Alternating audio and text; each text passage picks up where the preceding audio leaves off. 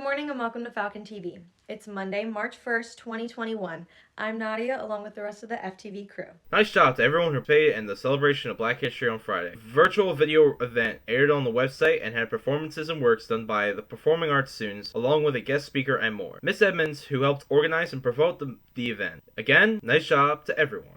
March is Women's History Month, where we will take a look at the achievements and actions of pioneering and innovative women throughout history. Also, this month, events for Pi Day are in the works, and this week closes with the end of marking period 2, meaning grades are due and only 1/3 of school remains. 48 years ago, which may seem like a long time, but not that long, back in 1973, the American Psychiatric Association stated in a resolution the following: "We will no longer insist on a label of sickness for individuals who insist that they are well and demonstrate no generalized impairment in social effectiveness." The statement continued to say, "The APA supports civil rights legislation at local, state, and federal levels that would ensure homosexual citizens the same protections now guaranteed to others, effectively removing homosexuality from the list of mental illness." Flash forward to now, where the House of Representatives passed a sweeping anti-discrimination legislation 224 to 206 that would protect LGBTQ Americans, though the bill faces an uncertain future in the Senate. The Equality Act is one of President Joe Biden's top priorities, and he wants it passed in his first 100 days in office. The legislation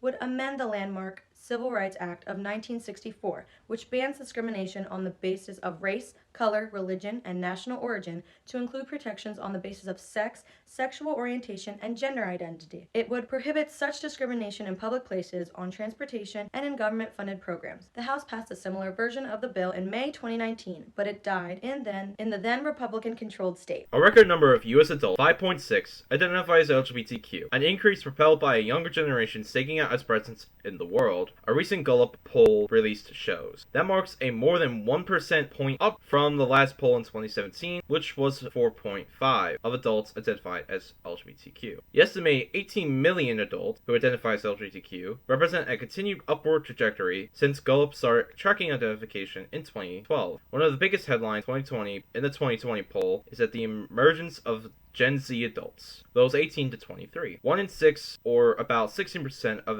adults, identify as LGBTQ. One poll officials say that part of the increase may be due to parents who have created environments where young people not only feel safe in coming out, but those on the cusp of adulthood can map features packed with possibilities, something not seen one generation ago. From coast to coast, states have been scrambling to catch up on vaccinations after winter storms battered a large swath of the U.S. and led to clinic closures, canceled appointments, and shipment backlogs nationwide. The U.S.'s goal is projecting to have more than 3 million vaccine doses available per day by April. With the order of more vaccinations along with the soon-to-be rollout of Johnson & Johnson's one-shot vaccine, officials are working to get the country back on track.